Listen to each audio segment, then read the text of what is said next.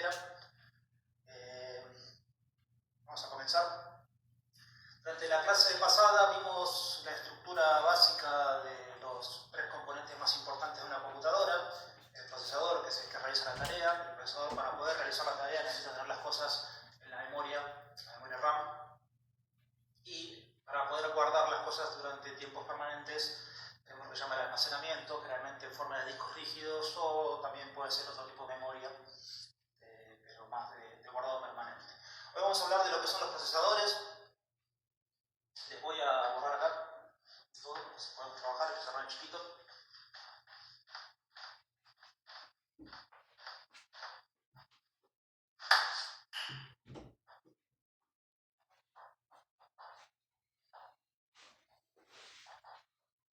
Como les habíamos dicho, los procesadores son el cerebro de la computadora, es el que realiza todas las tareas. Para poder definir un procesador vamos a hablar de 3 o 4 características importantes. La primera, que sobresalta a la hora de elegir o de determinar que un procesador es mejor que otro, que no es tan directo, pero es uno de los números que tenemos que mirar, es lo que en cierta forma decimos la velocidad. La velocidad en realidad es una medida de frecuencia. Se mide en múltiplos del hercio o de hertz. Generalmente los procesadores actuales andan en el orden de los gigahertz su frecuencia. Por ejemplo, el i7 suele tener alrededor de 3 gigahertz. Y para poder entender esto, tenemos que entender qué es un hertz. Un hertz es una unidad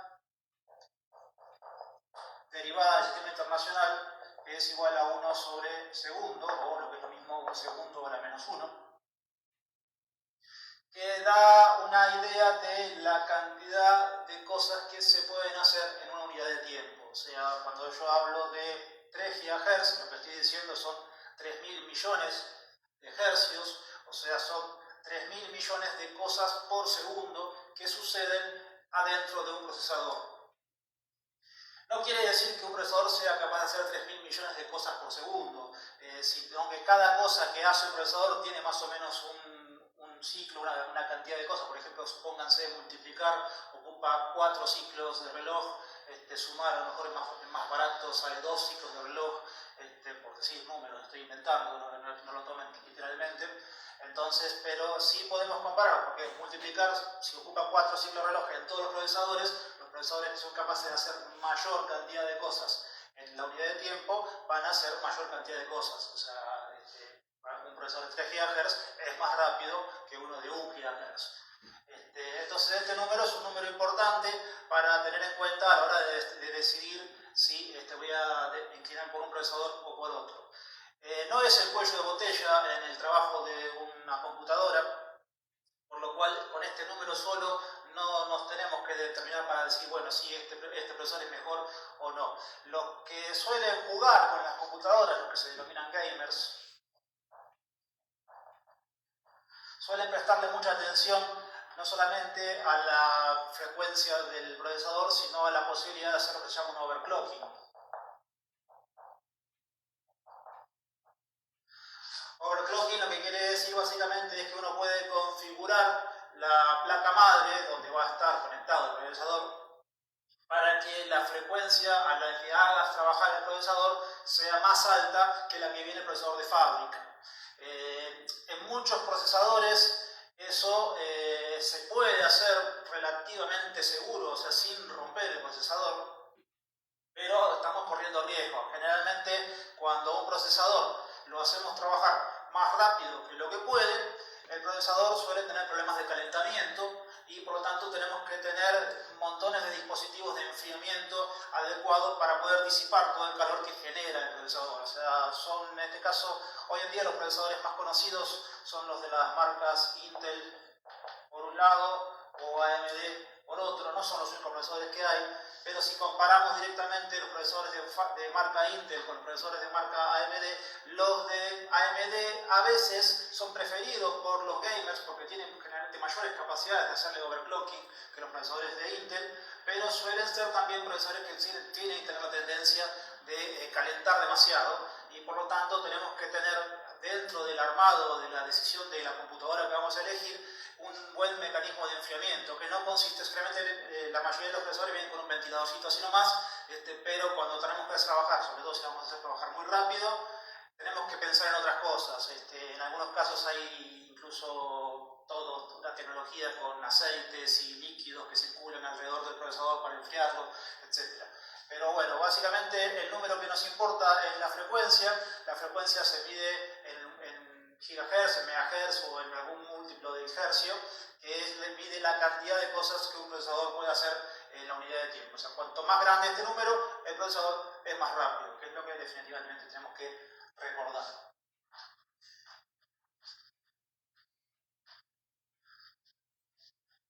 Por otro lado, otro número importante, y este sí también es importante, aunque hoy en día no hay mucho para elegir, es la cantidad de bits con los cuales se trabajan los procesadores. Hoy en día casi todos los procesadores son de 64 bits. Casi todos. Cuando los procesadores empezaron, este número no era siempre así. Empezamos con procesadores. El primer procesador que se fabricó de manera comercial tenía 4 bits. Y de ahí fuimos creciendo. El primer procesador que equipó una computadora de los tipo PC tenía 16 bits. Ahora vamos a hablar un poquito de eso. Pero los 64 bits hacen idea de ciertos registros que tiene el procesador de manera interna, ¿sí? Vamos a llamarlos así como especies de cuadraditos, donde son lugares especiales donde el procesador lleva ciertos cómputos. Los registros son como valores de memoria donde el procesador trabaja. O sea, recuerden que el procesador va a trabajar con memoria, o sea, todas las cosas en la memoria, pero para poder hacer esos trabajos tienen que tener ciertos contadores o ciertos datos que almacenan de manera interna, de manera temporaria. Los procesadores tienen varios registros, entre ellos para, por ejemplo, saber en dónde está trabajando actualmente el procesador. O sea, si nosotros tenemos en la memoria, tenemos un programa con una serie de instrucciones, de la instrucción esta pasa a la siguiente, pasa a la siguiente, pasa a la siguiente, pasa a la siguiente, para poder saber cuál es la instrucción que tiene que seguir ejecutándose, el control lo llevo en uno de los registros internos del procesador, entre otras cosas. O sea, hay montones de registros, no vamos a entrar en detalles para qué son cada uno de esos registros de un procesador, pero sí es importante que el tamaño de esos registros está dado en bits, y esto en cierta forma da una idea de cuántas cosas puede realmente hacer el procesador. Donde más se nota el tamaño de los registros, vamos a compararlo con procesadores de una familia inmediatamente anterior, que son los de 32 bits. De hecho, generalmente, por ejemplo, los que instalamos sistemas operativos, por ejemplo el Windows, todavía hay versiones de Windows de 32 bits ejecutándose, o versiones de Windows de 64 bits, y ya vamos a hablar de eso más adelante cuando hablemos de software, qué significa una cosa o qué cosas tenemos que tener en cuenta para notar estas diferencias. Pero cuando tenemos toda una arquitectura basada en 32 bits, quiere decir que los registros y los números que se utilizan internamente para hacer cálculos tienen un tamaño de 32 bits. Y el número más grande que se puede representar con 32 bits, recuerden que un bit puede tomar solamente dos valores, el 1 o el 0, y cuando yo los agrupo a todos juntos hago un número más grande, y la capacidad más grande que tiene un número de 32 bits es 2 a la 32. 2 a la 32, esto lo podemos llevar para poder tener una idea de qué tan grande es este número, lo podemos hacer de esta forma. O sea, esto es lo mismo que 2 a la 2 por 2 a la 30. ¿Sí? Recuerden, una de las propiedades de números que se multiplican con la misma base es que los exponentes se suman. Entonces esto es 2 a la 2 más 2 por 2 a la 30, es 2 a la 2 más 30, 2 a la 32, 2 al cuadrado es 4, y 2 a la 30 lo vimos en la clase pasada, se los recuerdo de todas maneras, que esto era el equivalente a un gigabyte, ¿sí? O a un giga. Recuerden que los múltiplos en informática están ligeramente modificados para adaptarse a la numeración binaria, donde un giga en realidad sería 10 a la 9, pero en números binarios lo que más se acerca es 2 a la 30. Y 2 a la 30, cuando yo hablo de tamaños de memoria, los gigabytes o los gigabytes o los megabytes, etcétera, se utilizan esta definición binaria. Y 4 gigabytes es el número más grande que se puede representar con 2 a la 32. ¿Sí? 2 a la 32 entonces es igual a 4 gigabytes, que básicamente lo que dice es que no puedo tener más de 4 GB de memoria en la computadora, o no puedo usarla, la puedo tener pero no la voy a poder aprovechar, porque el procesador no la ve. O sea, yo lo máximo que puedo llegar a ver si tengo el registro de 32 bits son 4 GB y eso es un límite. Cuando yo trabajo con ese límite, generalmente con todo lo que se maneja con numeración binaria, los pasos van duplicando las cosas, o sea, de 32 voy a pasar al siguiente múltiplo que es 64, entonces cuando trabajo con 64 bits, el tamaño máximo que tengo es 2 a la 64, esto si yo lo quiero hacer la misma trabajo que tengo acá, es 2 a la cuarta por 2 a la 60, 2 a la cuarta son 16, y 2 a la 60, si ustedes se fijan en la tabla o en el apuntecito que ya les pasé, son exabytes, con lo cual acá tendríamos una posibilidad de 16 exabytes en límite teórico. ¿Hay una pregunta?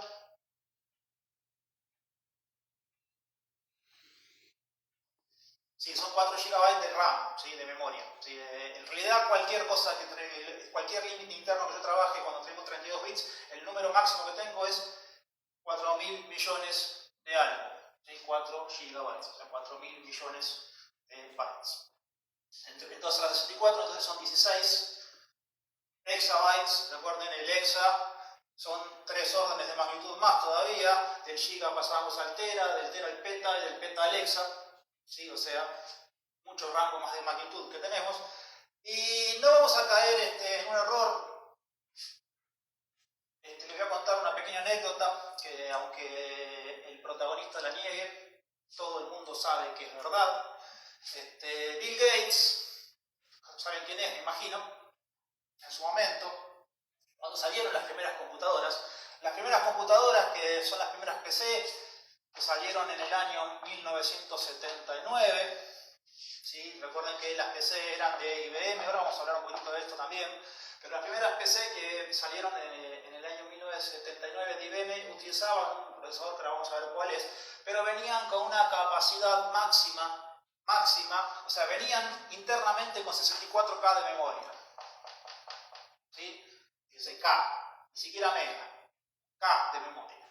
Y tenían una capacidad de ampliación máxima de 640. Esto era la máxima cantidad de memoria que se le podía poner a las primeras computadoras que salieron en el año 1979. Bill Gates, en su momento, que fue el que le proveía los sistemas operativos a IBM, de ahí se hizo famoso y se hizo multimillonario gracias a eso. O sea, Bill Gates le vendió el primer sistema operativo que tenían las computadoras, era el sistema operativo DOS, que Bill Gates, vamos a decir, se lo compró a la persona que lo desarrolló. Tuvo una gran capacidad de visualizar el potencial de negocio que tenía en ese momento ese sistema operativo, y lo pagó una ganga, creo que de alrededor de $1000, por ejemplo, por decirlo, a la persona que se lo compró. A partir de esos $1000 que invirtió, se hizo la persona más rica del mundo. Y se dio cuenta que estaba por salir la computadora que iba a ser IBM, que era el PC, se dio cuenta que no tenía un sistema operativo, y entonces en vez de vendérselo a IBM, al sistema operativo, Bill Gates lo que hizo fue licenciárselo. O sea, ¿qué quería decir eso? Que cada computadora que se vendiera iba a traer el sistema operativo y Bill Gates se quedaba con una parte del precio de la venta. O sea, cada vez que vendía una computadora, una parte de lo que se vendía esa computadora era para Bill Gates, porque tenían todo el sistema operativo de OS que seguía siendo de Microsoft, que es la empresa que todo el mundo sabe que fundó Bill Gates. Pero bueno, Bill Gates, cuando vio este límite de 640K, dijo esta pelotudez de decir que jamás en la historia de las computadoras nunca nadie va a necesitar más memoria que 640K. Después lo negó, o sea, lo negó, dijo que nunca pudo haber dicho eso. Todo el mundo sabe que sí lo dijo, por más que Bill Gates lo niegue, pero lo que dijo fue eso, o sea, que 640K, que era la capacidad máxima que tenía la PC cuando salió, nunca nadie iba a necesitar más que esto. El fundamento con el cual más o menos Bill Gates se basó para opinar de semejante cosa que hoy vemos como una ridiculez, es que las primeras computadoras que salían en el mercado antes de las IBM, eran computadoras personales para que usen las personas que tenían plata para comprar una, porque eran caras las computadoritas que había en ese entonces, venían con a lo mejor 2K de memoria. O sea, una computadora que salía al mercado para que alguien pruebe, mirá, tengo una computadora, vos no, la computadora que yo tengo y vos no tenés, tiene 2K de memoria. Con lo cual, con esos 2K podían hacer montones de cosas.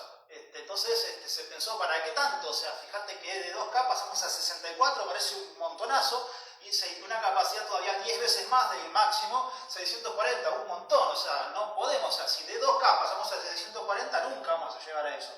Hoy con 640K no podemos almacenar ni siquiera un cuarto de foto, o sea, nada. O sea, imagínate lo que es cómo creció. Hoy en día, para poder determinar, que ya lo vamos a ver esto cuando hablemos de memoria en la próxima clase, hoy en día para que una computadora funcione mínimo, pero mínimo, le tenés que poner estos 4 GB, que son el límite de los sistemas operativos de 32 bits. ¿Sí? Pero mínimo le tenés que poner esto. Hoy en día, si vos vas a comprar una computadora nueva, no la compres con menos de 8 GB, y si podés ponerle 16, ponele 16. Hoy, ¿sí? Estamos hablando de 2 órdenes de magnitud más grandes en lo que son los múltiplos, o sea, en realidad ni siquiera órdenes de magnitud, porque del K pasamos al mega, que son 1000K, o 1024 en realidad, y del mega pasamos al giga, que son 1024 megas, o sea, es 1.000.000 de K lo que tenemos cuando ponemos 1 gigabyte, o sea, 1.000.000 de veces más, o sea, en realidad 100.000 veces más lo que Bill Gates dijo que iba a ser nuestro límite. Vamos a suponer, sin caer en el pecado o en la burrada de Bill Gates, que con 16 exabytes de capacidad de almacenamiento vamos a estar cubiertos por este año, y a lo mejor el año que viene, o por algunos años, no para toda la vida. ¿Sí? Obviamente la informática va evolucionando, ahora vamos a hablar de cómo. Cuando Intel, la empresa más conocida que fabrica procesadores, se fundó, uno de los fundadores de Intel es un ingeniero que se llamaba Moore. Moore escribió una ley, o en realidad postuló una ley de acuerdo a lo que él observaba, a lo que estaba pasando en los procesadores, que se conoce como ley de Moore,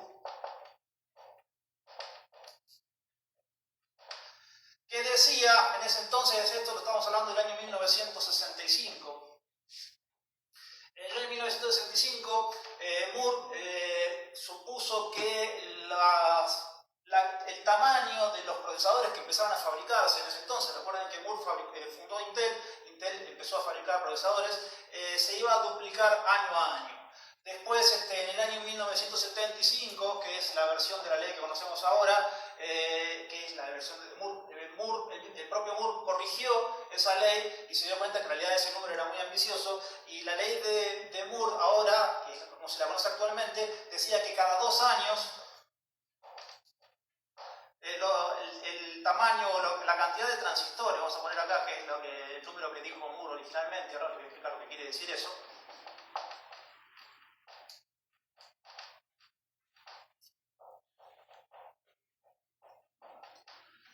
Se va a duplicar.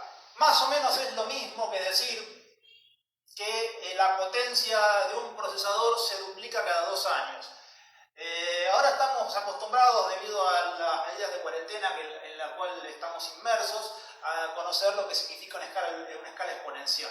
¿Sí? Una escala exponencial es algo que es una función donde ponemos que y es una constante por una base, vamos a ponerle e a la x. O sea, a medida que pasa x, esto en realidad vamos a poner en vez de x, vamos a poner el tiempo.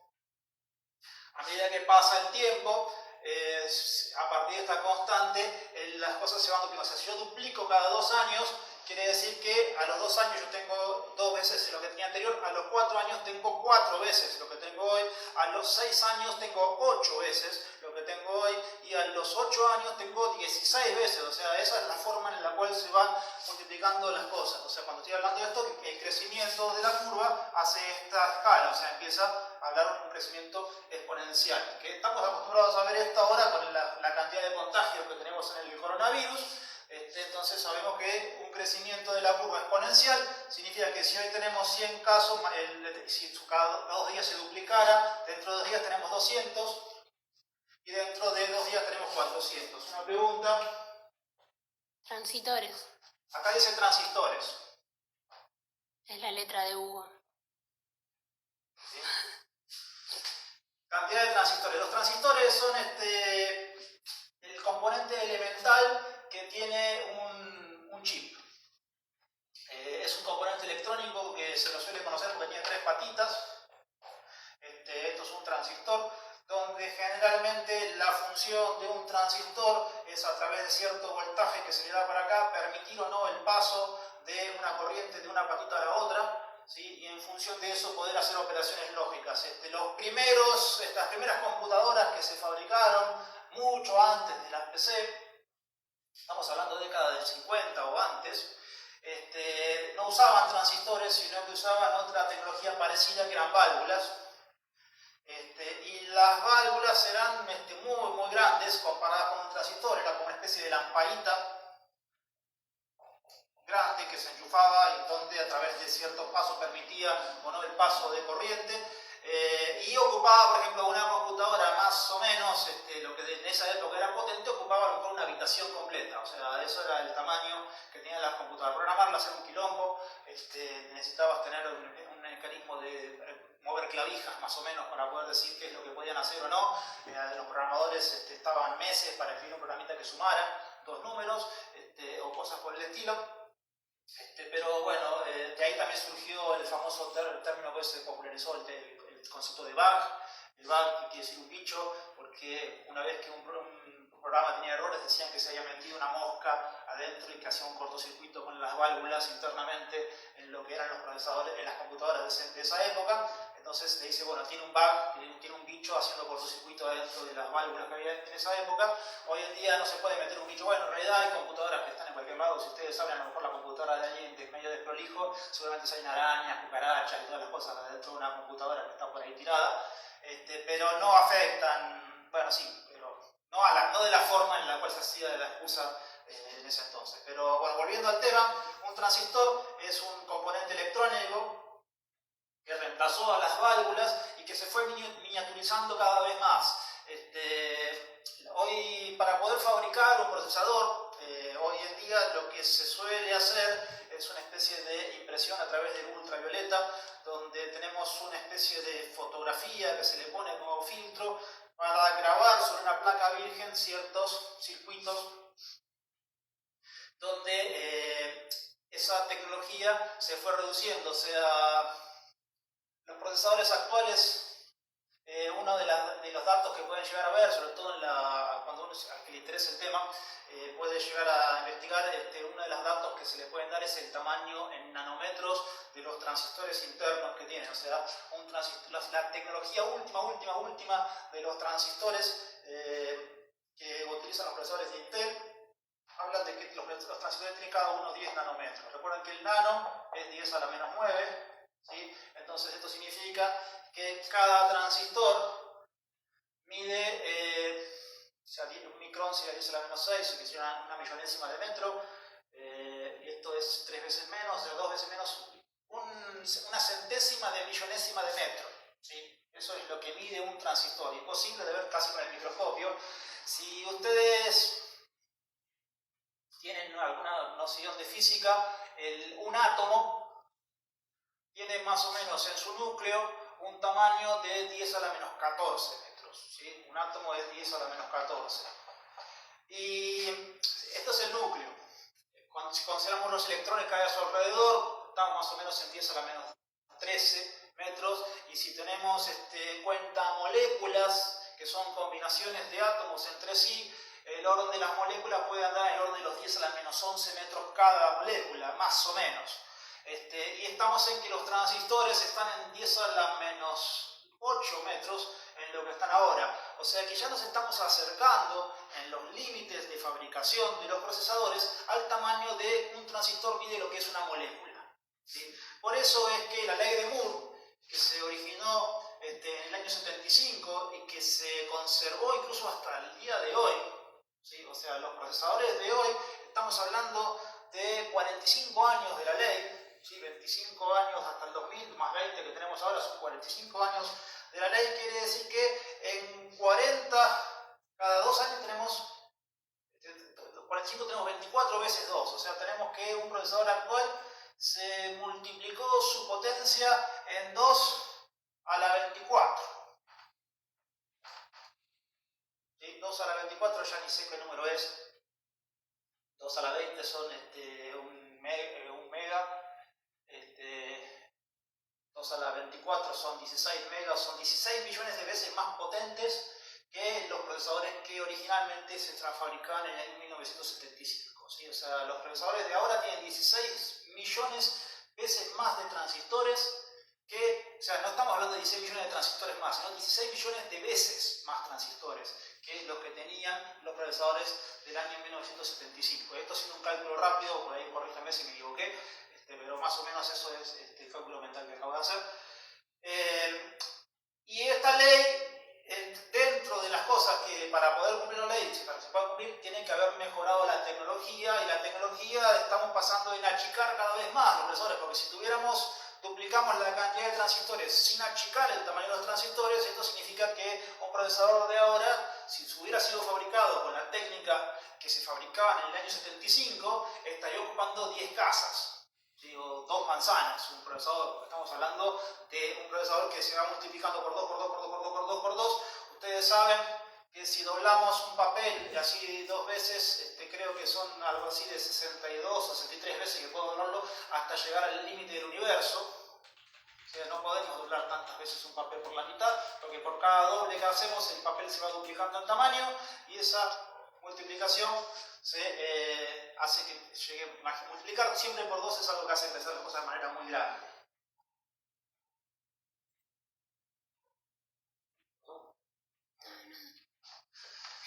Bueno, entonces, para poder realmente meter transistores en un chip de un tamaño que entre en una computadora, tenemos que achicarlos, y achicarlos ya estamos llegando a los límites físicos de lo que podemos realmente achicarlo, porque el más chico que una molécula no lo podemos hacer.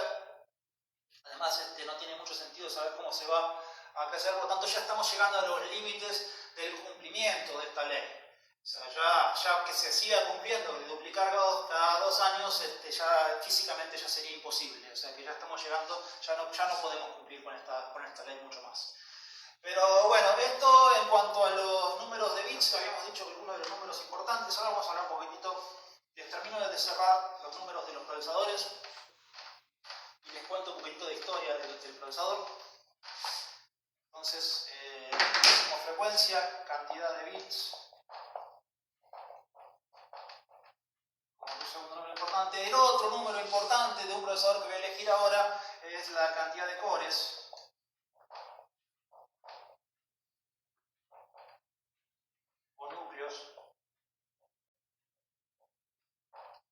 Un procesador de varios cores o núcleos. Recuerden que los procesadores van creciendo y creciendo y creciendo y creciendo en tamaño, porque tenemos montones de procesadores, de transistores que le estamos metiendo, con lo cual un procesador, una de las características que tienen que tener los procesadores entre sí para que los podamos vender, para que tenga sentido comprarlos, es que tienen que ser compatibles con los procesadores anteriores. ¿Sí? O sea, si yo voy a comprar una computadora nueva y no puedo hacer nada de lo que estaba haciendo con la computadora que tengo ahora, no la voy a comprar. ¿Sí? Tengo que usarla, lo mismo si yo uso el Word, uso el AutoCAD, uso montones de programas que yo vaya a necesitar. Si quiero comprar una computadora nueva, me tengo que asegurar que lo que yo hago para trabajar lo pueda seguir haciendo. Entonces, para poder seguir haciendo eso, lo que tengo que tener es compatibilidad. Es una característica importante. Entonces, cada cosa nueva que salga tiene que ser compatible con lo anterior. Esto no quiere decir que las computadoras sean compatibles al 100% con las cosas que se hicieron al principio de la historia de la computación. De hecho, no es compatible, pero cada cierto tiempo las cosas se van poniendo obsoletas. Bajo determinado tiempo decir, bueno, ahora esta versión del programa no funciona más, o ya no lo usa más nadie porque se actualizaron. Los programas también van evolucionando, o sea, a la hora de que sale el Windows, también sale el Word, sale el AutoCAD, etc. Cada programa va teniendo versiones nuevas y versiones nuevas y versiones nuevas. Cuando sale una versión nueva, trata de aprovechar al máximo la tecnología actual. ¿Sí? Por lo tanto, algunas características anteriores ya se dejan de lado, o por lo menos la manera de hacer las cosas anteriores se dejan de lado. Entonces, pero generalmente uno busca, ¿cierto?, en el lapso de tiempo, trata de tener una compatibilidad de varios años hacia atrás. ¿Sí? Entonces, la compatibilidad es importante. Y por lo tanto, si yo voy a fabricar un procesador nuevo que tengo un montón de transistores adicionales porque tengo la tecnología para fabricar procesadores con muchísimo mayor capacidad interna, no le puedo poner lo que se me antoja porque tengo lugar. ¿Sí? Entonces los procesadores nuevos al principio empezaron a agregarle otras cosas que ya vamos a ver qué son. Lo primero que se le puso fue lo que se llama un coprocesador. Ya vamos a ver qué quiere decir. Después de un coprocesador se le empezó poniendo también lo que era memoria caché, que también cuando veamos memoria les voy a explicar qué quiere decir. Y llegado a un momento ya no encontraron más ideas que hacer y lo que hicieron, bueno, vamos a poner dos procesadores en uno. Entonces eso es lo que se llama un core. Cada core es como que internamente el procesador estuviera hecho de varios procesadores al mismo tiempo. ¿Sí? Esto es importante porque nosotros sabemos, bueno, las primeras computadoras que surgieron, ahí cuando les hablé de Bill Gates, en el año 79, las primeras computadoras PC que venían con el sistema operativo DOS.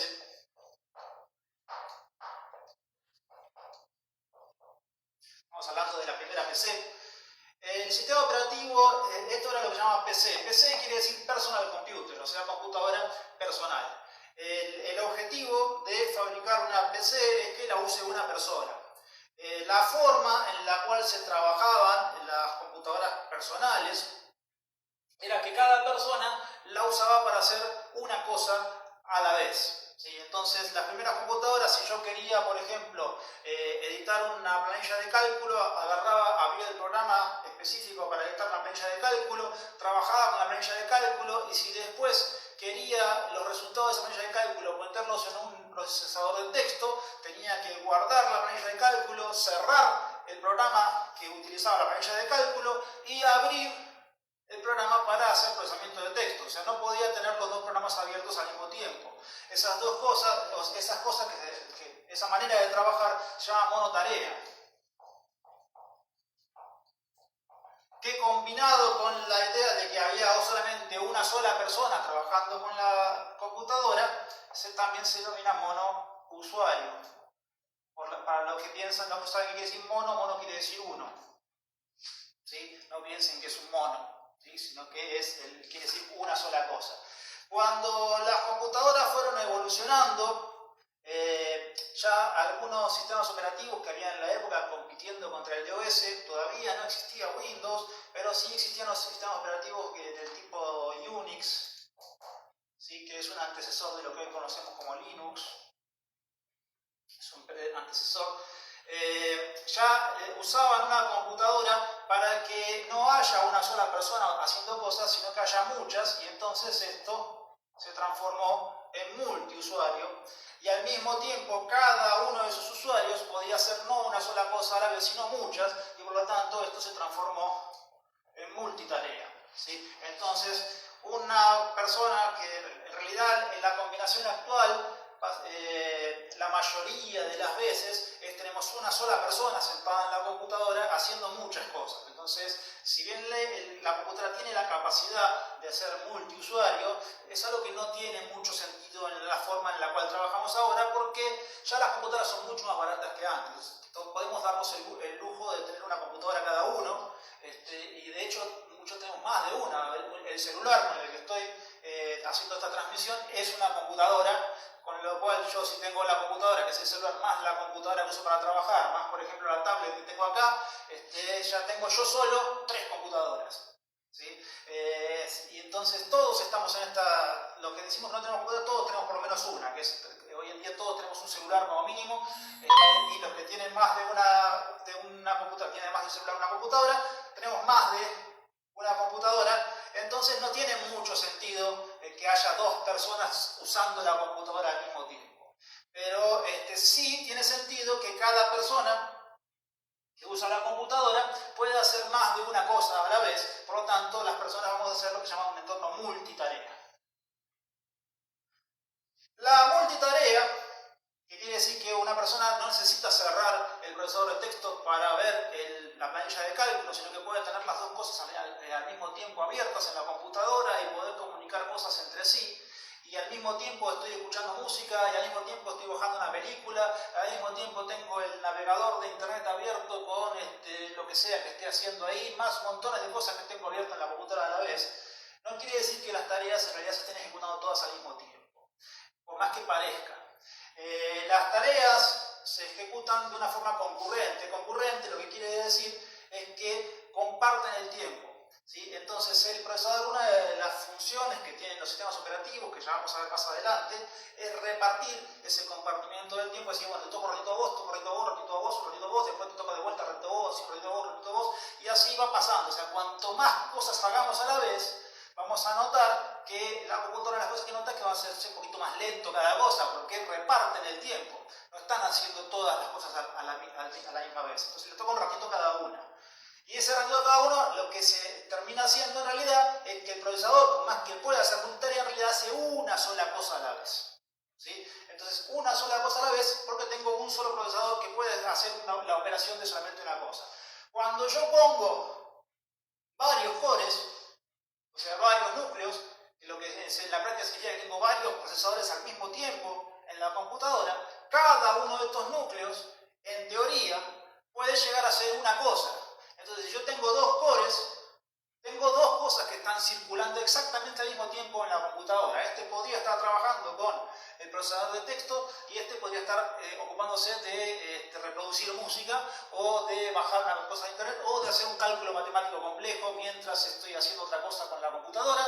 Y básicamente las cosas no se chocan entre sí. Obviamente, para poder sacarle provecho a eso, tengo que tener la computadora programada para aprovechar esa característica, cosa que si yo tengo cosas viejas y de golpe le pongo 5 procesadores al mismo tiempo, la cosa vieja está diseñada para trabajar con uno solo y entonces no aprovecha las otras posibilidades. Pero esto también, los procesadores con muchos cores hace varios años que están en el mercado y por lo tanto todo lo actual tiene la capacidad desde el diseño de poder aprovechar la presencia de varios procesadores al mismo tiempo. Entonces, la pregunta. Para el caso de procesadores para servidores es exactamente lo mismo. Sí, esto ya es otra cosa. Prácticamente no hay diferencias hoy en lo que es un servidor de una computadora personal. Si bien tienen otras características de diseño en la manera que aprovechamos ciertas configuraciones para poder mejorar el tipo de tareas que va a hacer un servidor con respecto a una computadora personal, en general en un servidor es muchísimo más importante a lo mejor la velocidad de comunicación que tiene con el exterior que la capacidad de procesamiento interna o la capacidad de almacenamiento de memoria interna, etc. Son cosas muy sutiles en cuanto a la manera de trabajar, pero de fábrica los procesadores son los mismos, tanto para un servidor como para una computadora personal. Antes no, antes eran diferentes, pero en la actualidad se usan los mismos procesadores. Pero decíamos entonces, volviendo al tema, cuando tengo varios procesadores al mismo tiempo dentro de un procesador, cada procesador se encarga de una tarea y entonces tener mayor cantidad de núcleos, lo que me permite a mí, si yo lo aprovecho, es que en realidad voy a tener básicamente lo mismo. Lo importante que lo voy a notar yo es que voy a andar más rápido. ¿Sí? Entonces, si yo tengo mayor velocidad, o sea, mayor frecuencia, y combinado eso con mayor cantidad de cores, se traduce en que los procesadores trabajan más rápido. Recuerden que a pesar de todo esto que estamos hablando de los procesadores, no es el cuello de botella de lo que puede hacer una computadora. De hecho, en las computadoras actuales, si está más o menos bien diseñada la computadora y se aprovecha el 99% del tiempo,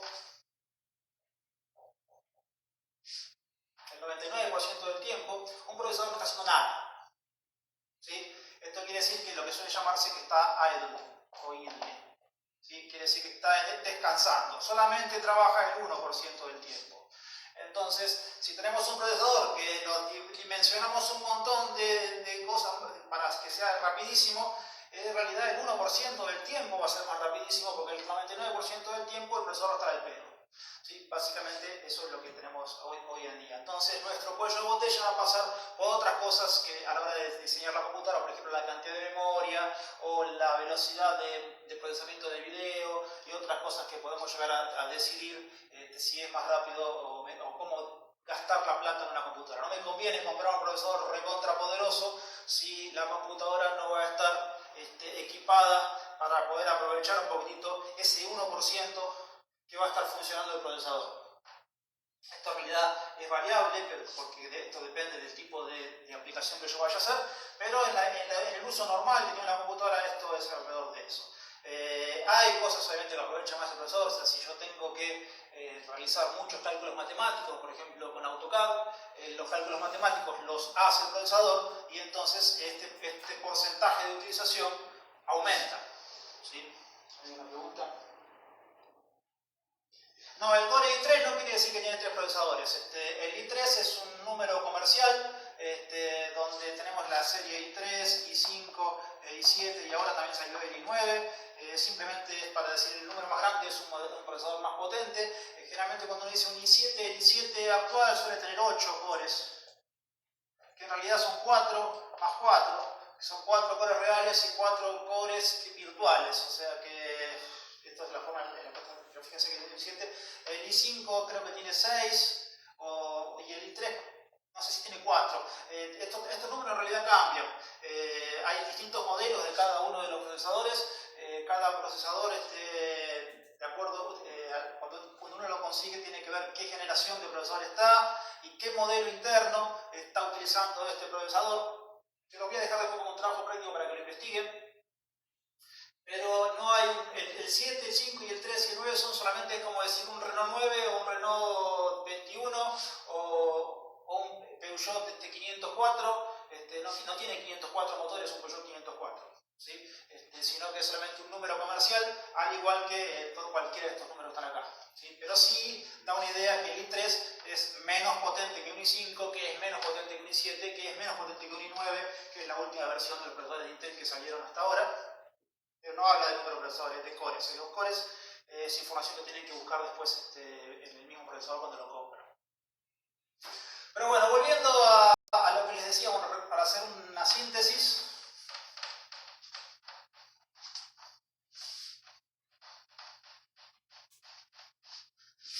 Estos son los 3 números más importantes que debemos, a la hora de definir. Otro número que puede llegar a ser importante es el tamaño de los transistores.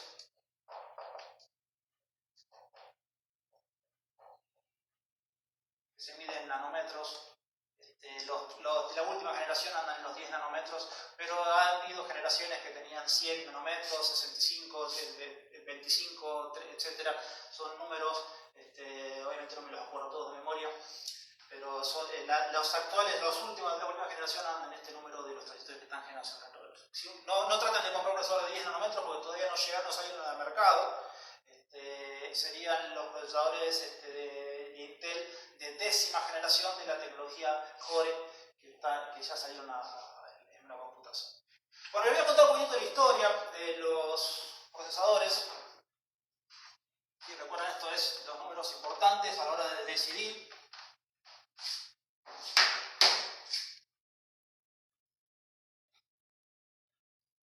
No, los hilos, ya vamos a ver eso, el tema de los hilos lo vamos a hablar. Alguien pregunta, bueno, ya lo están leyendo la pregunta ahí, el tema de los hilos.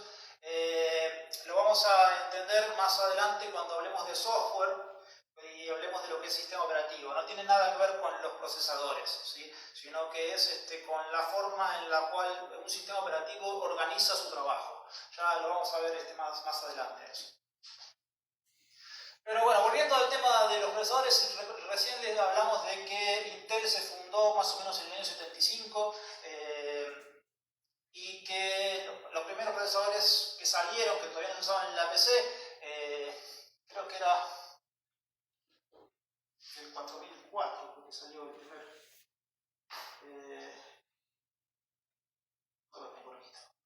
Bueno, no importa, el primer procesador que se utilizó en una PC en 1979 fue el 8088, que también era muy igual en diseño del 8086, que este fue el procesador que equipó las primeras PC. El 8088 o 8086 es de 6, que básicamente el 8088 es como una versión reducida del 8086, internamente eran exactamente iguales.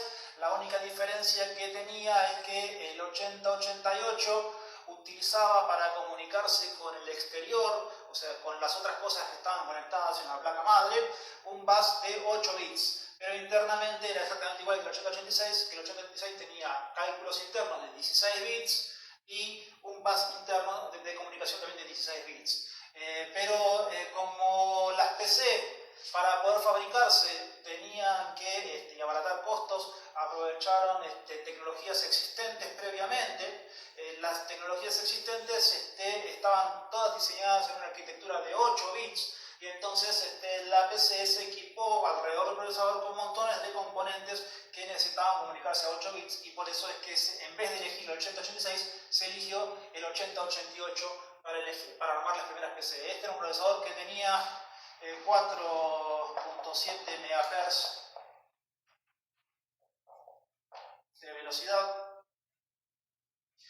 MHz o kilohertz, no me acuerdo. MHz. Sí. Pero bueno, la idea es que fue el primer procesador que surgió en las PC. Las PC recuerden que tenían 64K de memoria con la posibilidad de ampliarse hasta 640K. Intel siguió fabricando procesadores. El siguiente procesador que surgió, no me acuerdo del año, creo en el año 82, ¿sí? Fue lo que se llamaba el 8286.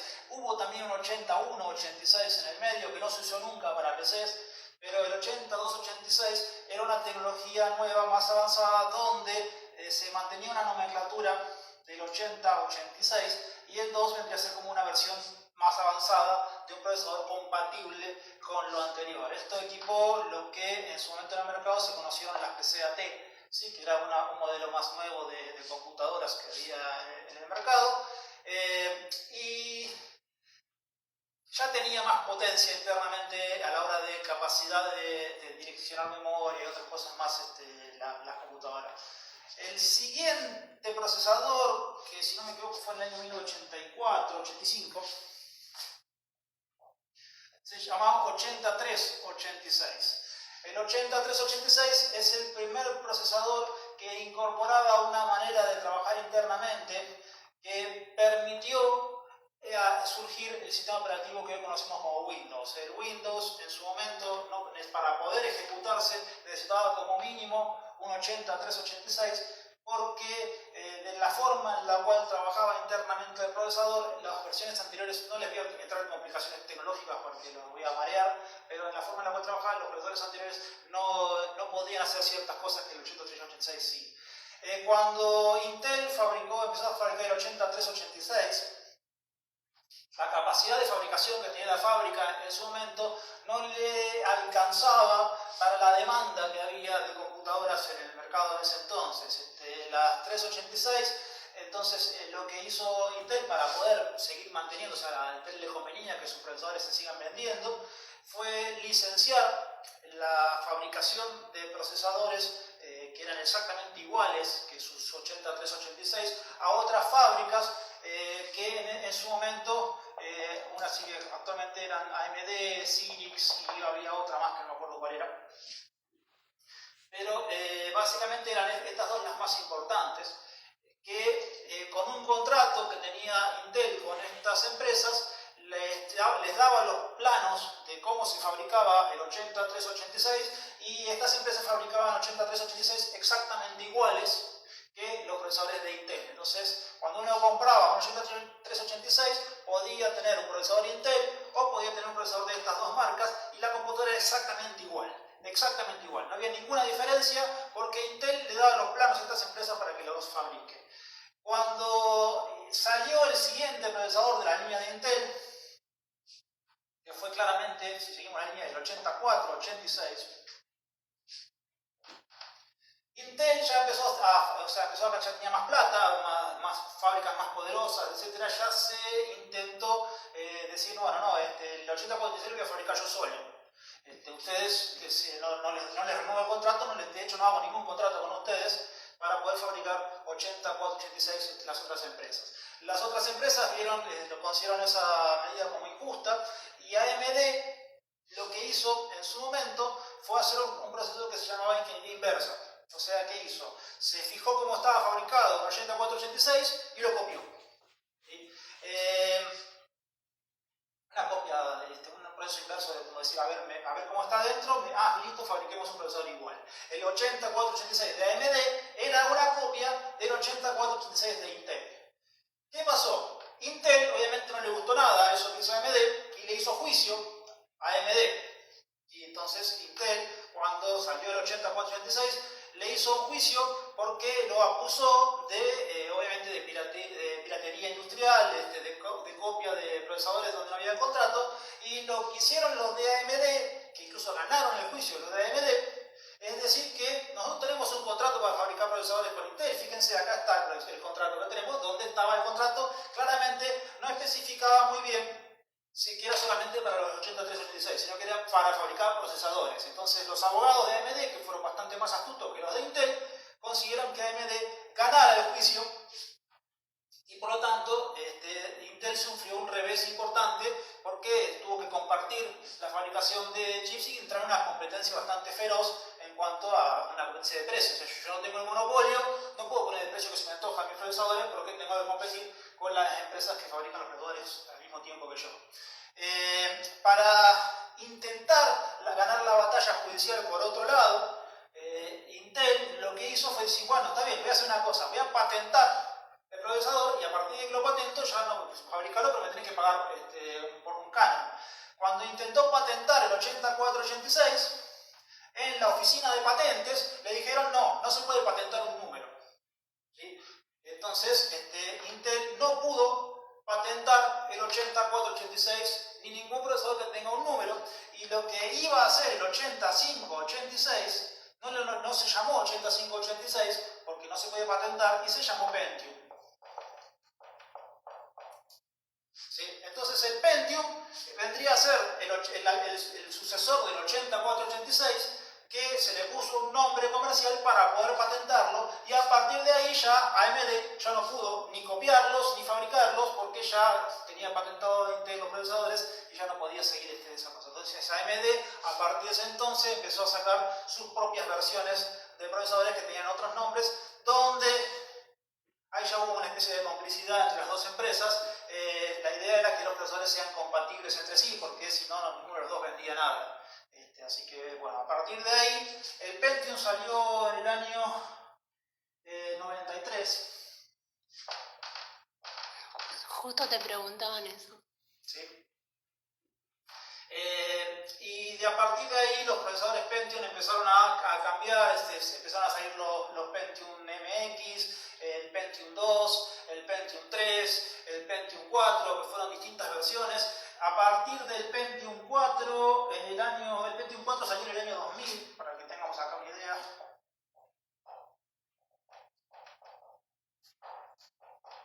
En el 2004, si no me equivoco, sí, en el 2004 una de las versiones del Pentium 4, o sea, cada uno de estos procesadores fueron mejorando, así como tenemos ahora los distintos i5, i7, etcétera, actuales.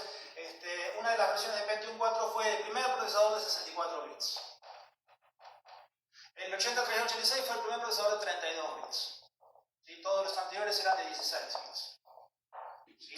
32 bits del 8386.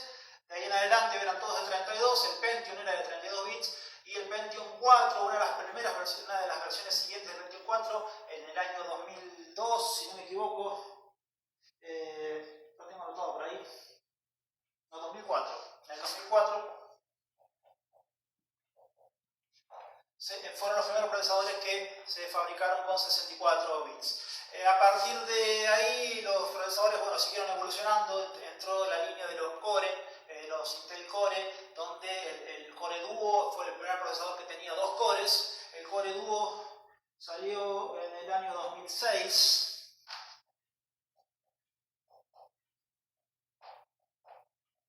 que era una variante más avanzada de un Pentium 4. Básicamente un Core Duo era tener dos Pentium 4 en un mismo procesador. Y de ahí en adelante fueron surgiendo todo hasta lo que hoy en día tenemos el conjunto de los chips i3, i5, i7 e i9, que son lo que tenemos en la actualidad. No me acuerdo si estos empezaron a surgir a partir del año 2011, si no me equivoco. En adelante salieron estos chips, que son los que conocemos en la actualidad. Bueno, esto después les voy a dar un trabajo de investigación para que ustedes amplíen todo esto que les hice un pequeño resumen. Les voy a mencionar un par de cositas más respecto a lo que es un procesador interno. El procesador no es el único procesador que tiene la computadora. Una computadora, en realidad, divide su tarea en varios procesadores que también trabajan conjuntamente con el procesador principal. Por ejemplo, yo les hago un diagrama. Recuerdo acá el procesador que se comunica con la memoria, que se comunica con el almacenamiento. Si yo quiero trabajar con el procesador, recuerden que los datos tienen que estar en la memoria. ¿Sí? Si están acá no los veo, para ver el dato los tengo que poner desde acá a la memoria. El que hace este trabajo... Quedan 25 segundos. Vamos a darle un cierre a esta clase porque queda un poquito tiempo. Les termino de contar estas cositas en la clase que viene, ¿sí? Recuerden que estamos trabajando de otros procesadores y después vamos a ver la parte de memoria. La clase que viene el miércoles a la misma hora de hoy. Hasta luego, chicos. Nos vemos.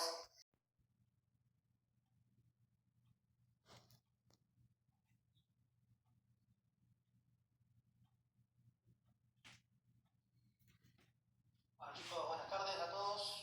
La clase de hoy, recuerden, es para Fundamento de Informática de Ingeniería Naval, Gabinete de Informática 1 de Ingeniería Pesquera. El resto pueden mirarla si quieren, pero no es necesario que se quede. Hoy vamos a hacer la clase en dos partes. Vamos a hacer dos vivos separados. Vamos a empezar con la primera clase, la primera parte que vamos a hacer complementar lo que faltó de la clase anterior, que nos cortó el límite de tiempo del vivo. Entonces, cuando terminamos eso, para evitar que nos agarre el límite de tiempo por la mitad del segundo tema, vamos a cerrar ese vivo y abrir uno enseguida. Así que estén atentos, como para no perder tiempo esperándolos a ustedes que se vuelvan a conectar. Así que cerramos el primer vivo, guardo las cosas en el teléfono para que quede y después arrancamos enseguida el segundo de los vivos. Bueno, la clase pasada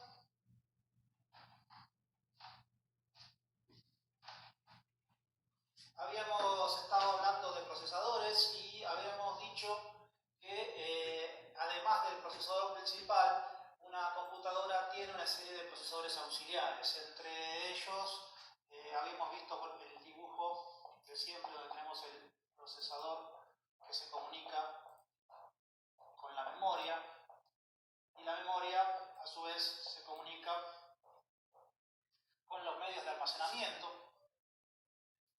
Esta transferencia de datos que va entre los medios de almacenamiento y la memoria, que es donde tienen que estar los datos para que el procesador los vea, les recuerdo esto rápido porque ya lo sabemos, se hace a través de un mecanismo que se llama DMA. DMA quiere decir Direct Memory Access, que es una forma de transferir información entre la memoria de una manera directa sin necesidad de que el procesador se ocupe de hacer ese trabajo. Entonces, mientras el procesador está haciendo cosas, al mismo tiempo hay alguien que está transfiriendo información de acuerdo a lo que sea necesario, de manera sincronizada con lo que el procesador necesita, para que la información esté en la memoria y el procesador la pueda utilizar. También fuimos viendo que dentro de las cosas que mientras el procesador fue evolucionando en la historia de su evolución, cuando el procesador fue quedando más grande, le fueron agregando algunas cosas acá dentro del procesador. Una de las primeras cosas que les mencioné, que se agregaron, una de las primeras cosas que se agregaron, es lo que se llama un coprocesador.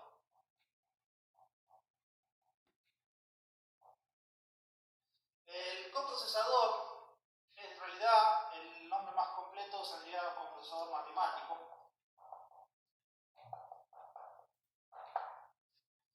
Porque originalmente las instrucciones que venían en el procesador estaban, solamente hacían cálculos con números enteros, que son los más fáciles de trabajar. Hoy en día sigue siendo más rápido cuando uno trabaja solamente con números enteros, pero cuando necesitamos trabajar con números reales, o sea, números con decimales, el trabajo había que hacer ciertos algoritmos de software para poder emular ese trabajo. Y surgió un formato para poder almacenar esas cosas que se llama formato de punto flotante.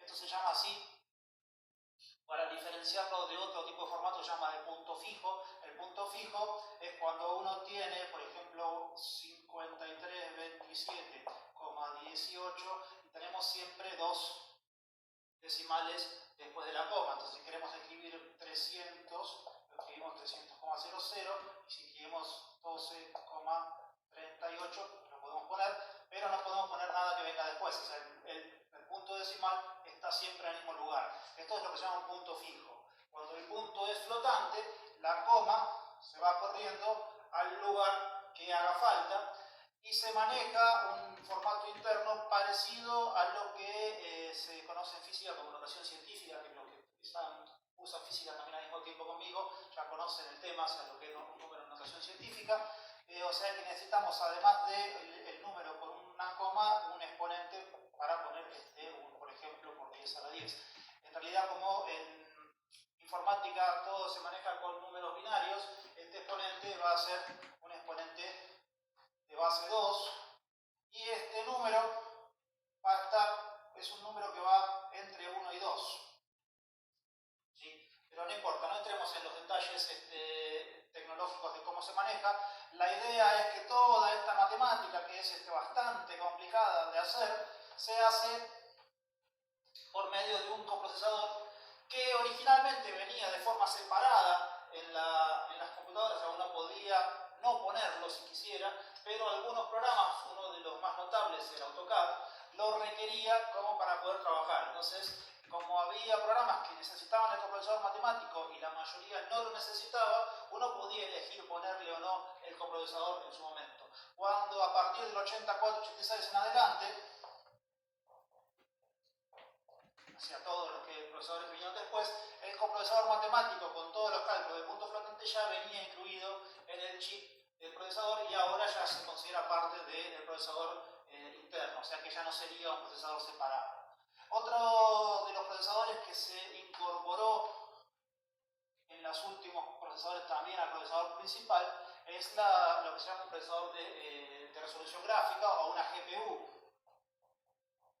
GPU es Graphics Process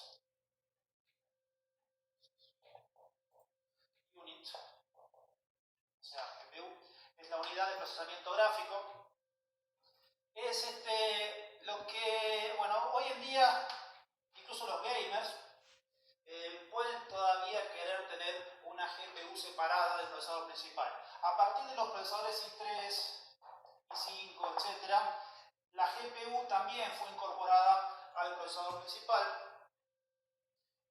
pero no es una GPU sumamente potente. O sea, si uno quiere sacarle el jugo máximo a un procesamiento gráfico, a veces es conveniente comprar una placa de video extra. Esa placa de video viene con todo un procesador individual, con memoria dedicada para poder representar imágenes en pantalla y un montón de otras cosas que muchas veces la tarjeta de video sale incluso más cara que la computadora en sí misma. O sea, para que tengan una idea de hasta cuánto puede llegar a ser una placa de video externa, hay placas de video que salen alrededor de 3.000 euros. ¿Sí? O sea, calculen eso a los valores de precio. Una computadora puede salir a lo mejor 1.000, 1.500 euros y le pones una placa de video que sale 3.000. O sea, 2 veces más que la computadora en la cual estás equipando.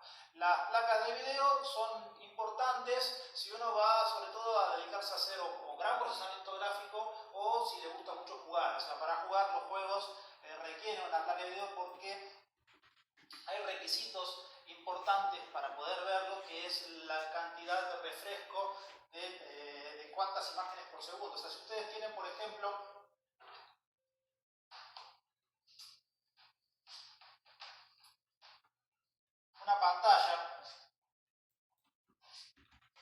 una pantalla en una resolución VGA, o sea, mejor dicho, una resolución que es Full HD, son 1024 puntos